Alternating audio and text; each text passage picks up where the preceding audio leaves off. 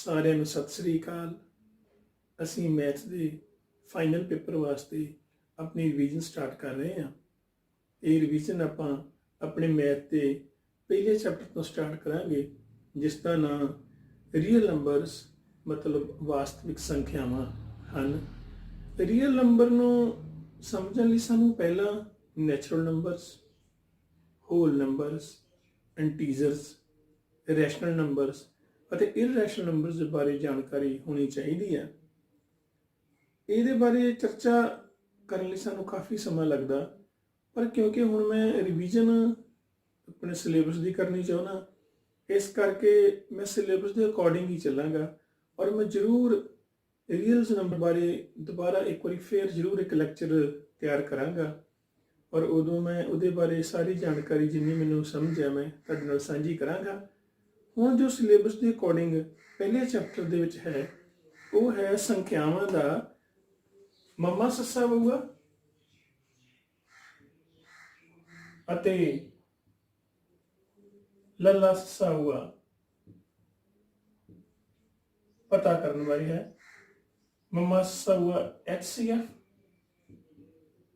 और लल्ला सा हुआ LCM। ਹੁਣ ਥੋੜਾ ਮੈਨੂੰ ਕੰਮ ਵੀ ਥੋੜਾ ਤੇਜ਼ ਕਰਨਾ ਪਏਗਾ, ਕਿਉਂਕਿ ਅਸੀਂ ਸਿਲੇਬਸ ਦੀ ਰਿਵੀਜ਼ਨ ਕਰਨੀ ਆ। ਮੈਂ ਇੱਕ ਗੱਲ ਤੁਹਾਡੇ ਨਾਲ ਸ਼ੇਅਰ ਕਰਦਾ।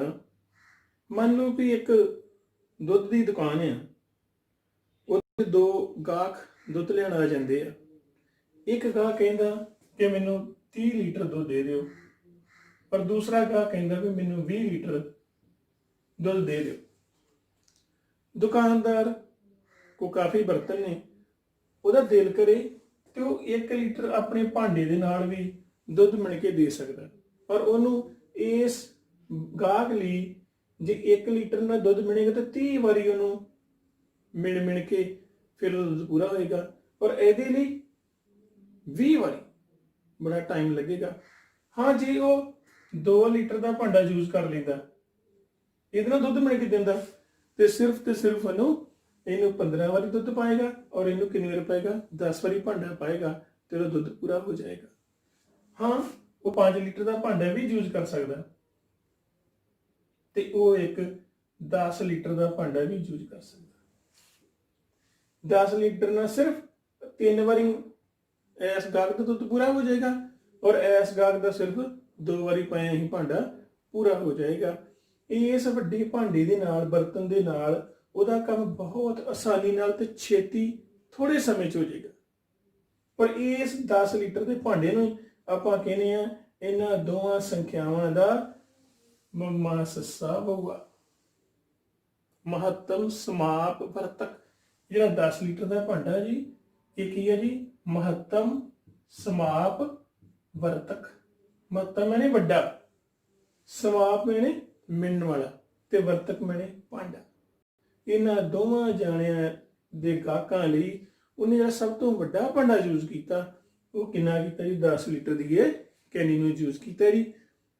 ਇਹ ਸਾਡੀ ਆਮ ਜ਼ਿੰਦਗੀ 'ਚ ਇਸ ਤਰ੍ਹਾਂ ਘਟਦਾ ਵਾ। ਅਸੀਂ ਆਪਣੇ ਦਿਮਾਗ ਨਾਲ ਵੀ ਹਮੇਸ਼ਾ ਹੀ ਇਹ ਮਮਾ ਸੱਸਾ ਬਊਆ ਕੱਢਦੇ ਰਹਿੰਦੇ ਹਾਂ, HCF। ਇਹਦੇ ਲਈ ਬਹੁਤ ਮੈਥਡ ਬਣੇ ਨੇ। 10ਵੀਂ ਦੇ ਵਿੱਚ ਜਿਹੜਾ ਇੱਕ ਮੈਥਡ ਯੂਜ਼ ਕੀਤਾ ਗਿਆ ਵਾ, ਉਹਨੂੰ ਕਹਿੰਦੇ ਆ ਯੂਕਲਿਡ ਵੰਡ ਐਲਗੋਰਿਥਮ। ਆਪਾਂ ਉਹਦੇ ਉੱਤੇ ਗੱਲ ਕਰਾਂਗੇ। ਆਓ ਸਭ ਤੋਂ ਪਹਿਲਾਂ ਅਸੀਂ 17 ਨੂੰ 5 ਦੇ ਨਾਲ ਡਿਵਾਈਡ ਕਰੀਏ।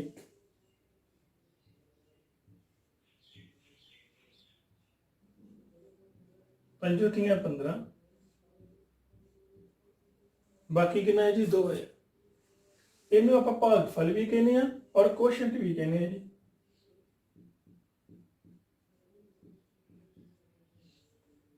ਜਾਂ ਕੋਸ਼ੈਂਟ, ਇਹ ਸਾਡਾ 2 ਜਿਹੜਾ ਵਾ, ਇਹਨੂੰ ਆਪਾਂ ਬਾਕੀ ਵੀ ਕਹਿੰਦੇ ਆ ਔਰ ਰਿਮਾਈਂਡਰ ਵੀ ਕਹਿੰਦੇ ਆ ਜੀ ਇੰਗਲਿਸ਼ ਦੇ ਵਿੱਚ।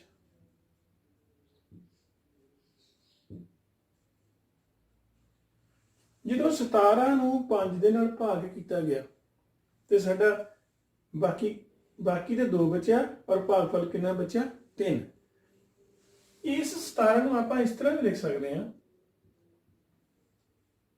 5 गुणा 3 ਤੇ प्लस 2 पंजू 15 ਤੇ 2 17। एक ਆਪਾਂ नंबर ਹੋਰ ਲੈਨੇ ਇਸ ਤਰ੍ਹਾਂ ਮੰਨ ਲਓ ਅਸੀਂ ਇੱਥੇ 22 ਲੈਨੇ ਇਹਨੂੰ 7 ਨਾਲ ਭਾਗ ਕਰਦੇ ਆ 7 × 21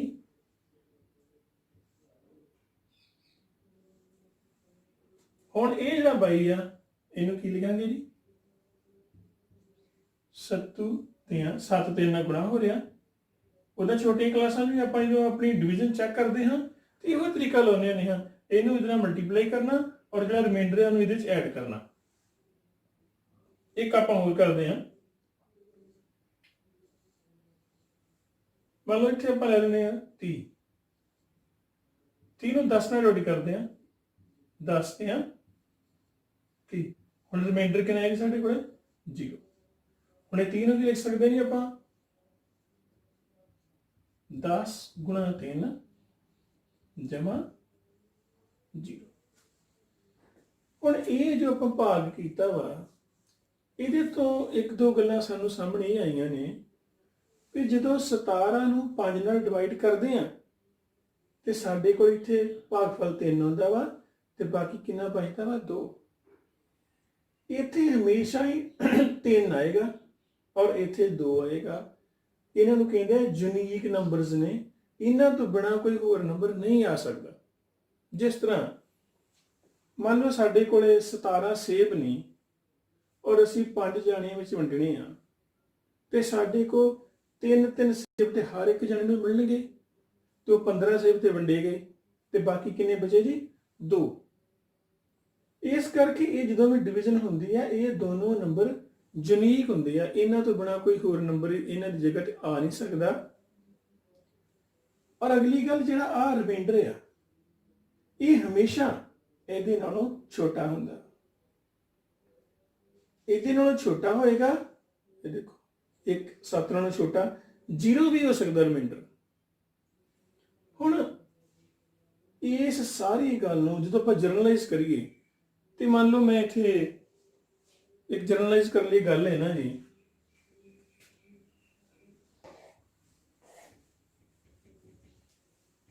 ਮੰਨ ਲਓ ਹੁਣ ਸਾਡੇ ਕੋਲੇ ਕੋਈ ਨੰਬਰ ਆ A ਉਹਨੂੰ ਕਿਸੇ ਨੰਬਰ B ਨਾਲ ਭਾਗ ਕੀਤਾ। ਹੁਣ ਆਪਾਂ ਜਰਨਲਾਈਜ਼ ਗੱਲ ਕਰ ਰਹੇ ਹਾਂ ਇੱਥੇ ਕੁਝ ਨਾ ਕੁਝ ਤੇ ਆਨਸਰ ਆਏਗਾ ਕੋਈ ਭਾਗਫਲ ਆਏਗਾ ਕੋਈ ਕੁਐਸਚਨ ਆਏਗਾ ਤਾਂ ਆਪਾਂ ਕਿਉਂ ਇੱਥੇ ਲਿਖ ਲੈਂਦੇ ਆ ਔਰ ਇੱਥੇ ਸਾਰਾ ਸਵਾਲ ਨੂੰ ਸੋਲਵ ਕੀਤਾ ਤੇ ਬਾਕੀ ਤਾਂ ਕੁਝ ਆਉਂਦਾ ਹੀ ਨਹੀਂ ਰਿਮਾਈਂਡਰ ਉਹਨੂੰ ਵੀ ਲਿਖ ਲੈਂਦੇ ਆ। ਇਦਾਂ ਹੀ ਡਿਵੀਜ਼ਨ ਹੁੰਦੀ ਆ। ਲਿਖਾਂਗੇ ਇਸ ਤਰ੍ਹਾਂ ਜਿੱਦਾਂ ਦੇਖੋ 17 ਨੂੰ ਲਿਖਿਆ ਸੀ 5 × 3 ਤੇ ਜਮਾ 2। ਇਦਾਂ ਹੀ ਆ ਇਹ ਆ ਇਹਨੂੰ ਕੀ ਲਿਖਾਂਗੇ A ਬਰਾਬਰ B ਕਿਉਂ ਨਾਲ ਮਲਟੀਪਲਾਈ ਹੋਏਗਾ B ਕਿਉਂ ਨਾਲ ਤੇ ਰਿਮਾਈਂਡਰ ਨੂੰ ਵਿੱਚ ਕੀ ਕਰੀਦਾ ਜੀ ਪਲੱਸ। ਠੀਕ ਹੈ ਜੀ। ਦੂਸਰੀ ਗੱਲ ਜਿਹੜਾ ਸਾਡਾ ਰਿਮਾਈਂਡਰ ਸੀ ਆਪਾਂ ਇੱਕ ਦੋ ਸਵਾਲ ਕੀਤੇ ਸੀ ਇਹਦੇ ਵਿੱਚ ਜਿਸ ਤਰ੍ਹਾਂ ਆਪਾਂ ਨੇ 30 ਨੂੰ 10 ਨਾਲ ਡਿਵਾਈਡ ਕੀਤਾ ਸੀ ਤੇ 10 ਤੇ 30 ਤੇ ਰਿਮਾਈਂਡਰ ਕਿੰਨਾ ਹੈ ਜੀ 0। ਰਿਮਾਈਂਡਰ 0 ਆ ਸਕਦਾ ਵਾ ਰਿਮਾਈਂਡਰ 0 ਆ ਸਕਦਾ ਤੇ ਰਿਮਾਈਂਡਰ 0 ਨਾਲੋਂ ਵੱਡਾ ਵੀ ਹੁੰਦਾ ਵਾ ਜਦੋਂ 2 ਆ ਗਿਆ ਕਿਤੇ 1 ਆਇਆ ਪਰ ਇਹ ਹਮੇਸ਼ਾ ਹੀ ਇਸ ਨੰਬਰ ਨਾਲੋਂ ਛੋਟਾ ਹੁੰਦਾ।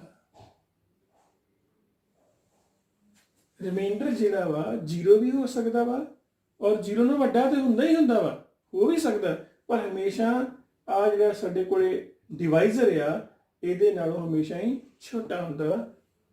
ਰਿਮਾਈਂਡਰ ਜਿਹੜਾ ਵਾ 0 ਦੇ ਬਰਾਬਰ ਜਾਂ 0 ਨਾਲੋਂ ਵੱਡਾ ਪਰ ਹਮੇਸ਼ਾ ਹੀ ਇਸ B ਨਾਲੋਂ ਛੋਟਾ ਹੁੰਦਾ। ਇਹ ਸਾਨੂੰ ਗੱਲ ਆਪਾਂ ਪਹਿਲਾਂ ਵੀ ਵਰਤਦੇ ਸੀ ਪਰ ਲਿਖਤ ਦੇ ਵਿੱਚ ਇਹਨੇ ਜਿਹੜਾ ਲਿਖਿਆ ਵਾ ਯੂਕਲਿਡ ਐਲੀਮੈਂਟਸ ਵਿੱਚ ਕਿਤਾਬ ਨੰਬਰ 7 ਵਿੱਚ ਲਿਖਤ ਵਿੱਚ ਪਹਿਲੀ ਵਾਰ ਯੂਕਲਿਡ ਨੇ ਲਿਆਂਦਾ ਇਸ ਕਰਕੇ ਇਸ ਚੀਜ਼ ਨੂੰ ਆਪਾਂ ਕਹਿੰਦੇ ਆ ਯੂਕਲਿਡ ਲੈਮਾ।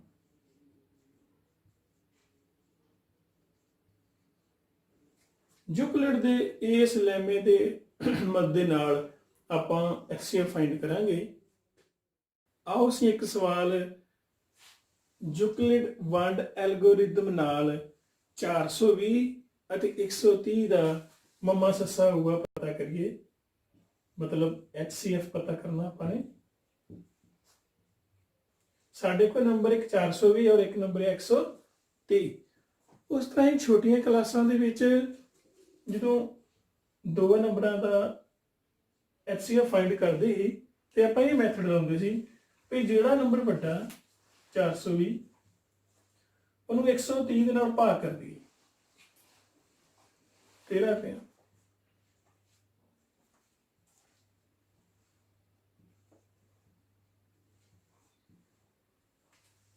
ਹੁਣ ਇਹ ਜੋ ਆਪਾਂ ਪੜਿਆ ਸੀ ਵੀ ਜਿਹੜਾ ਯੂਕਲਿਡ ਲੈਮਾ ਇਹ ਕਹਿੰਦਾ ਵਾ ਕਿ ਜਿਹੜਾ ਸਾਡੇ ਕੋਲ 420 ਆ ਇਹਨੂੰ ਆਪਾਂ ਕੀ ਲਿਖ ਸਕਦੇ ਹਾਂ ਜੀ 130 ਗੁਣਾ 3 ਤੇ ਜਮਾ ਜਿਹੜਾ ਸੀ ਬਾਕੀ। ਫਿਰ ਆਪਾਂ ਕੀ ਕਰਦੇ ਹਾਂ ਇਸ 130 ਨੂੰ 3 ਦੇ ਨਾਲ ਫਿਰ ਭਾਗ ਕਰਦੇ ਹਾਂ ਜੀ 4 3 12 130 और बाकी कितना है जी 10। फिर दोबारा लिखेंगे जी 130 30 गुणा 4 जमा 10। इस ਹੁਣ 3 ਨੂੰ ਦੁਬਾਰਾ ਇਸ 10 ਦੇ ਨਾਲ ਭਾਗ ਕਰਾਂਗੇ 10 ਤੇ ਆ। ਹੁਣ 3 ਨੂੰ ਕੀ ਲਿਖਿਆ ਗਿਆ ਜੀ 10 ਗੁਣਾ 3 ਜਮਾ 0। ਇਹ ਪ੍ਰਕਿਰਿਆ ਉਹਨਾਂ ਚਿਰ ਚੱਲਦੀ ਆ ਜਦੋਂ ਤੱਕ ਸਾਡਾ ਬਾਕੀ ਜਿਹੜਾ ਵਾ 0 ਨਾ ਆ ਜਾਵੇ। 0 ਆ ਗਿਆ ਇਹ ਸਾਡੀ ਪ੍ਰਕਿਰਿਆ ਖਤਮ ਹੋ ਜਾਂਦੀ ਆ। ਜੇ ਇਸ ਨੰਬਰ ਨੇ 0 ਲਿਆਂਦੀ, ਜੇ ਇਸ ਨੰਬਰ ਨੇ ਇਸ ਪ੍ਰਕਿਰਿਆ ਦੇ ਵਿੱਚ ਬਾਕੀ ਨੂੰ 0 ਬਣਾਇਆ, ਉਹ ਹੀ ਸਾਡਾ ਦੋਵਾਂ ਸੰਖਿਆਵਾਂ ਦਾ ਮੰਮਾ ਸੱਸਾ ਹੋਊਗਾ ਹੁੰਦਾ ਹੈ। ਇਹਦਾ 10 ਆ, ਇਹਦੀ ਵਜ੍ਹਾ ਕਰਕੇ ਸਾਡੀ ਇੱਥੇ 0 ਆਈ ਆ ਔਰ 10 ਸਾਡਾ ਕੀ ਲੱਗਾ ਮੰਮਾ ਸੱਸਾ ਹੋਊਗਾ। ਇਸੇ ਪ੍ਰਕਾਰ ਇੱਧਰ ਵੀ ਇਹ ਸਾਰੀਆਂ ਚੀਜ਼ਾਂ ਯੂਕਲਿਡ ਲੇਮਾ ਦੇ ਅਕੋਰਡਿੰਗ ਲਿਖੀਆਂ ਨੇ। ਇਹ ਦੁਬਾਰਾ ਜੋ ਆਪਾਂ ਲਿਖਦੇ ਹਾਂ ਇਹਨੂੰ ਕਹਿੰਦੇ ਯੂਕਲਿਡ ਵੰਡ ਐਲਗੋਰਿਦਮ। ਔਰ ਇੱਥੇ ਜਾ ਕੇ ਸਾਡਾ ਜਿਹੜਾ ਰਿਮਾਈਂਡਰ 0 ਬਣਿਆ ਔਰ ਕਿਹਦੀ ਵਜ੍ਹਾ ਕਰਕੇ ਬਣਿਆ ਇਸ 10 ਦੀ ਵਜ੍ਹਾ ਕਰਕੇ। ਇਸ ਕਰਕੇ ਇਹ ਜਿਹੜੀਆਂ ਦੋਨੋਂ ਸੰਖਿਆਵਾਂ ਨੇ 420 ਤੇ 130 ਇਹਨਾਂ ਦੋਵਾਂ ਦਾ ਮੰਮਾ ਸੱਸਾ ਹੋਊਗਾ ਜਿਹੜਾ ਵਾ HCF ਕਿੰਨਾ ਹੋਏਗਾ 10 ਹੋਏਗਾ।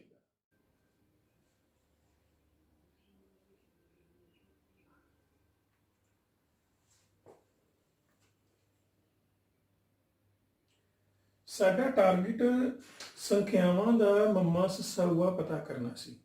ਉਸ ਤਰ੍ਹਾਂ 30 ਤੇ 10 ਦਾ ਜੋ HCF ਹੈ ਉਹ ਸੇਮ ਹੋਏਗਾ 130 ਤੇ 30 ਦਾ, ਔਰ ਇਹਨਾਂ ਦਾ ਜੋ HCF ਹੋਏਗਾ ਉਹ ਸੇਮ ਹੋਵੇਗਾ 420 ਤੇ 130 ਦਾ। ਇਹ ਥੋੜੀ ਗੱਲ ਔਖੀ ਲੱਗਦੀ ਹੈ, ਇਹਨੂੰ ਥੋੜਾ ਸਮਝਣਾ ਔਖਾ ਲੱਗਦਾ, ਪਰ ਮੈਂ ਸਿਰਫ ਤੇ ਸਿਰਫ ਇੰਨਾ ਹੀ ਕਹਿਣਾ ਤਾਂ ਕਿ ਬੱਚੇ ਨੂੰ ਇਹ ਗੱਲ ਸਮਝ ਆ ਜਾਏ ਵੀ ਜਿੱਥੇ ਵੀ ਬਾਕੀ 0 ਹੋ ਗਿਆ, ਜਿੰਨੇ 0 ਕੀਤਾ ਉਹੀ ਨੰਬਰ ਸਾਡਾ ਕੀ ਹੈ HCF।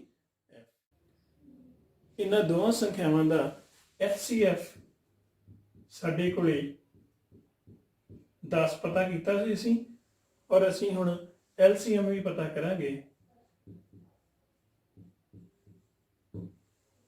ਸਾਡੇ ਕੋਲ ਇੱਕ ਸੂਤਰ ਆ, ਉਹ ਸੂਤਰ ਇਹ ਆ ਕਿ ਕੋਈ ਵੀ ਜਿਹੜੀਆਂ ਦੋ ਸੰਖਿਆਵਾਂ ਆ ਇਹਨਾਂ ਦੇ HCF ਅਤੇ ਇਹਨਾਂ ਦੋਵਾਂ ਸੰਖਿਆਵਾਂ ਦੇ LCM ਦੀ ਜਿਹੜੀ ਗੁਣਾ ਵਾ ਪ੍ਰੋਡਕਟ ਆ ਉਹ ਹਮੇਸ਼ਾ ਹੀ ਇਹਨਾਂ ਸੰਖਿਆਵਾਂ ਦੀ ਗੁਣਨਫਲ ਦੇ ਬਰਾਬਰ ਹੁੰਦੀ ਹੈ।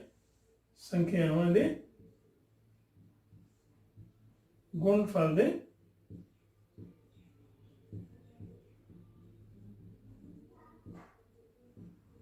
ਮਤਲਬ ਇੱਕ ਪਾਸੇ ਦੋਨਾਂ ਸੰਖਿਆਵਾਂ ਨੂੰ ਮਲਟੀਪਲਾਈ ਕਰ ਲਓ ਤੇ ਦੂਜੇ ਪਾਸੇ ਉਹਨਾਂ ਦੇ HCF ਤੇ LCM ਨੂੰ ਮਲਟੀਪਲਾਈ ਕਰ ਲਓ, ਇਹ ਹਮੇਸ਼ਾ ਹੀ ਬਰਾਬਰ ਹੁੰਦੇ ਆ। ਸਾਡਾ HCF 10 ਆਇਆ ਸੀ ਤੇ ਸੰਖਿਆਵਾਂ ਕੀ ਸੀ 420 ਤੇ ਗੁਣਾ 130। ਹੁਣ ਜਿਹੜਾ ਇੱਥੇ 10 ਸਾਡਾ ਮਲਟੀਪਲਾਈ ਹੋ ਰਿਹਾ, ਉਧਰ ਜਾ ਕੇ ਕੀ ਹੋ ਗਿਆ ਜੀ ਡਿਵਾਈਡ ਹੋ ਗਿਆ।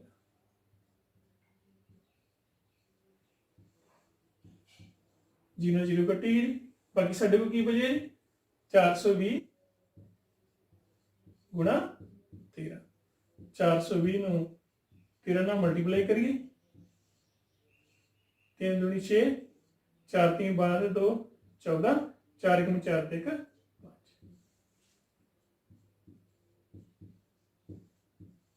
ਇਸ ਪ੍ਰਕਾਰ ਦੋਨਾਂ ਸੰਖਿਆਵਾਂ ਦਾ ਐਲਸੀਐਮ ਸਾਡੇ ਕੋਲ ਆਇਆ ਜੀ 5460 5000। ਇਹ ਤਿੰਨ ਸਵਾਲ ਤੁਸੀਂ ਯੂਕਲਿਡ ਬੈਂਡ ਐਲਗੋਰਿਦਮ ਦੇ ਮੈਥਡ ਨਾਲ ਕਰਕੇ ਆਪਣੇ ਟੀਚਰਸ ਨੂੰ ਜ਼ਰੂਰ ਦਿਖਾਇਓ। ਜੇ ਤੁਸੀਂ ਆਪਣੇ ਆਪ ਆਪਣੇ ਆਪ ਕਰ ਲੈਂਦੇ ਹੋ ਇਹਨਾਂ ਸਵਾਲਾਂ ਨੂੰ, ਤੇ ਇਹ ਤੁਹਾਡਾ ਆਪਣੇ ਆਪ 'ਚ ਇੱਕ ਟੈਸਟ ਹੀ ਆ। ਅਸੀਂ ਇੱਕ ਹੋਰ ਮੈਥਡ ਜਿਸ ਦਾ ਨਾਮ ਅਭਾਜ ਗੁਣਨਖੰਡ ਵਿਧੀ ਜਾਂ ਇੰਗਲਿਸ਼ ਵਿੱਚ ਕਹਿੰਦੇ ਆ ਪ੍ਰਾਈਮ ਫੈਕਟਰਾਈਜੇਸ਼ਨ ਮੈਥਡ, ਇਸ ਮੈਥਡ ਦੇ ਨਾਲ ਵੀ ਅਸੀਂ ਸੰਖਿਆਵਾਂ ਦਾ HCF ਅਤੇ LCM ਪਤਾ ਕਰ ਸਕਦੇ ਹਾਂ। ਇਹ ਅਭਾਜ ਗੁਣਨਖੰਡ ਹੈ ਕਿ ਮੰਨ ਲਓ ਆਪਾਂ 10 ਲਿਖਿਆ ਜੀ,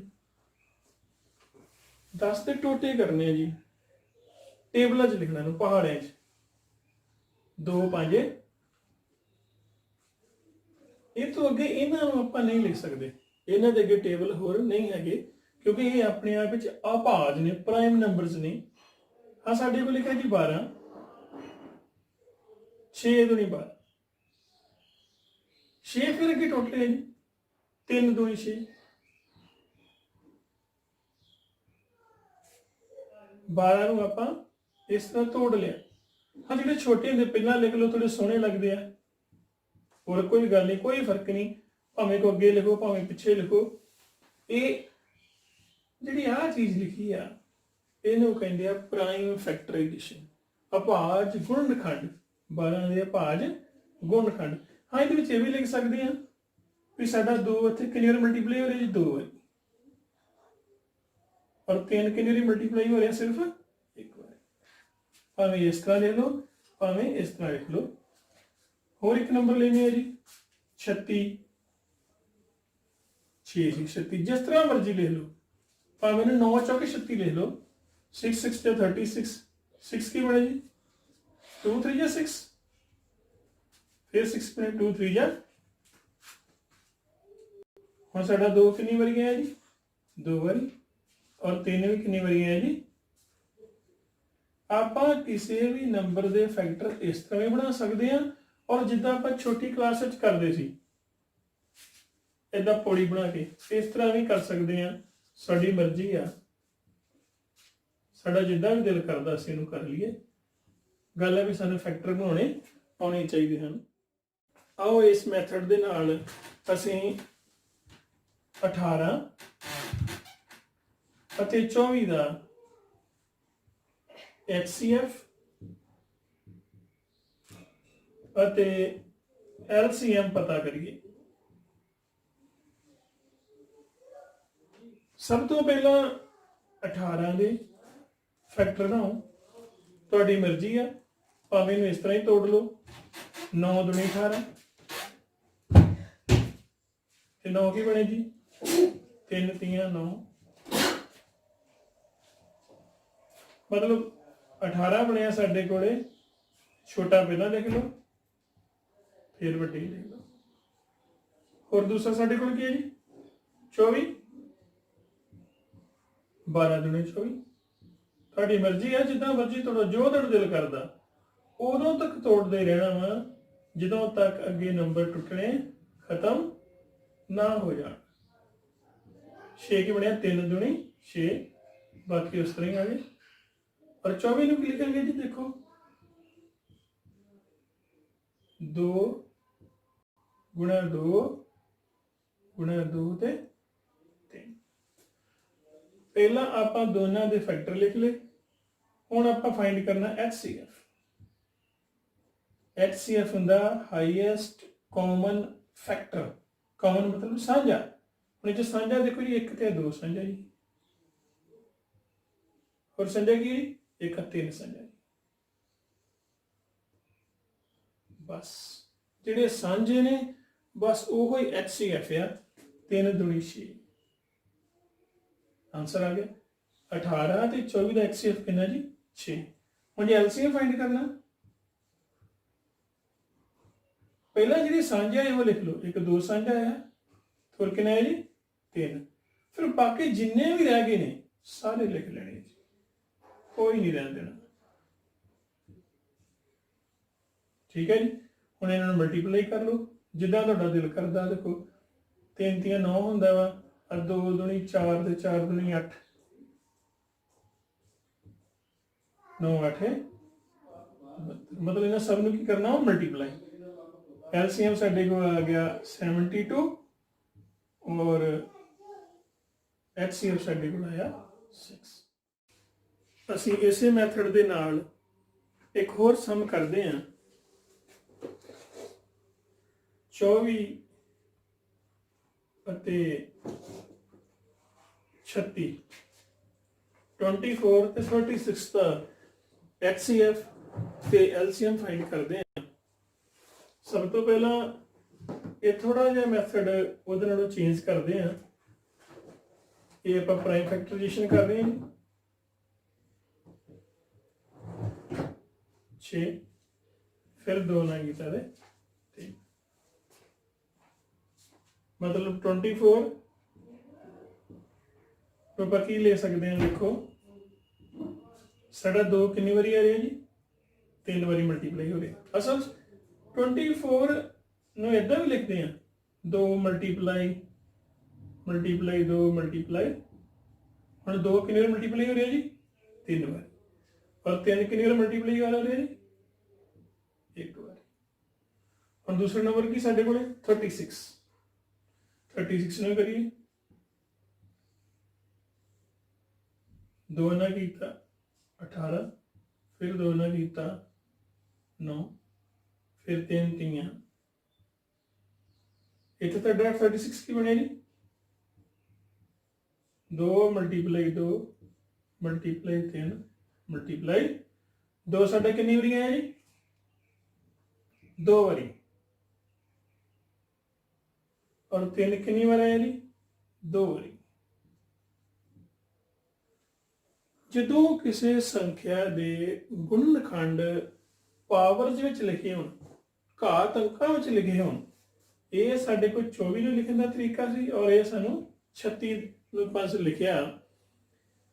ਜਦੋਂ ਦੋਨਾਂ ਸੰਖਿਆਵਾਂ ਦਾ HCF ਲੈਣਾ ਹੈ, ਜਿਹੜੇ ਸਾਂਝੇ ਨੇ ਇੱਥੇ ਵੀ 2 ਸਾਂਝਾ ਇੱਥੇ ਵੀ 2 ਸਾਂਝਾ, ਇਹਨਾਂ ਦੀ ਜਿਹੜੀ ਪਾਵਰ ਹੈ, ਜਿਹੜੀ ਛੋਟੀ ਪਾਵਰ ਹੈ, ਇੱਥੇ ਪਾਵਰ 2 ਆ, ਇੱਥੇ 2 ਦੀ ਪਾਵਰ ਕਿੰਨੀ ਹੈ 3 ਆ, ਤੇ HCF ਲੈਣ ਲੱਗਿਆ ਇਹਨਾਂ ਦੀ ਛੋਟੀ ਪਾਵਰ ਨੂੰ ਲੈਣਾ। छोटी पावर इतने 3 है, इतने की है 2, और छोटी पावर की होगी 2, इतने 3। हम 3 की पावर इतने 2 है तो 3 की पावर 1 क्या, जी छोटी पावर है वो भी लेनी। इनू सॉल्व करो 2 की पावर 2 का मतलब 2 दूनी 4 4 इस करके इन्होंने दोनों संख्यावां का HCF कितना है जी 12। पर जो LCM लेना उदों आपां सेम नंबर की वड्डी पावर लेनी है। हुण देखो 2 इत्थे वड्डी पावर कितनी है जी 3, हुण 2 नहीं लवांगे, LCM लई की लवांगे जी 3। इत्थे 3 की वड्डी पावर दोवां च किहड़ी है जी 2। हुण 2 इत्थे कितनी बार मल्टीप्लाई हो रहा जी 3 बारी, और 3 कितनी बार मल्टीप्लाई हो रहा जी 2 बारी। आ साढ़ा 8 बन गया जी, ठीक कितने बन गए जी 9 9 8 72 72। इस प्रकार ਇਹਦਾ LCM 72 और HCF 12। मैं ਤੁਹਾਨੂੰ ਕੁਝ ਸਮ ਹੋਰ ਦੇਣਾ। ਇਹ 4 ਸਮ ਤੁਸੀਂ ਆਪਣੀ ਕਾਪੀ ਤੇ ਕਰਕੇ ਆਪਣੇ ਟੀਚਰ ਸਾਹਿਬਾਨ ਨੂੰ ਜ਼ਰੂਰ ਦਿਖਾਇਓ। ਮੇਰੀ ਕੋਸ਼ਿਸ਼ ਰਹੇਗੀ क्योंकि ਤੁਹਾਡੇ ਹੁਣ हर मंडे टेस्ट होएगा तो मैं उस मंडे तो पहला ਤੁਹਾਨੂੰ ਤੁਹਾਡੇ सिलेबस के अकॉर्डिंग 2 चैप्टर्स की ਜਿੰਨਾ ਕੁ ਵੀ ਲੈਕਚਰ ਦਿੱਤਾ ਜਾ ਸਕੇ ਮੈਂ ਉਹ ਦੇ ਕੇ ਤੁਹਾਡੇ ਨਾਲ ਸਾਂਝਾ ਕਰਿਆ ਕਰਾਂਗਾ। ਮੈਨੂੰ ਆਸ ਹੈ ਕਿ ਤੁਸੀਂ ਇਹਦੇ ਤੋਂ ਲਾਭ ਉਠਾਓਗੇ। ਬਹੁਤ ਗੱਲਾਂ ਅਜੇ ਵੀ ਸਿਲੇਬਸ ਦੇ ਅਕੋਰਡਿੰਗ ਰਹਿ ਜਾਂਦੀਆਂ ਨੇ। ਜੇ ਤੁਸੀਂ ਮੈਨੂੰ ਮੈਸੇਜ ਕਰੋਗੇ ਕਿ ਇਸ ਟੌਪਿਕ ਤੇ ਜਾਂ ਆਹ ਜਿਹੜਾ ਸਵਾਲ ਹੈ ਇਹਦੇ ਤੇ ਜ਼ਰੂਰ ਸਾਨੂੰ ਕਲੈਰਿਟੀ ਦਿਓ, ਜਾਂ ਜਿੰਨੀ ਮੈਨੂੰ ਸਮਝ ਹੋਏਗੀ ਮੈਂ ਉਹਦਾ ਵੀ ਲੈਕਚਰ ਤੁਹਾਡੇ ਨਾਲ ਸਾਂਝਾ ਕਰਾਂਗਾ। ਅਗਲੇ ਲੈਕਚਰ ਤੱਕ ਸਭ ਨੂੰ ਸਤਿ ਸ੍ਰੀ ਅਕਾਲ।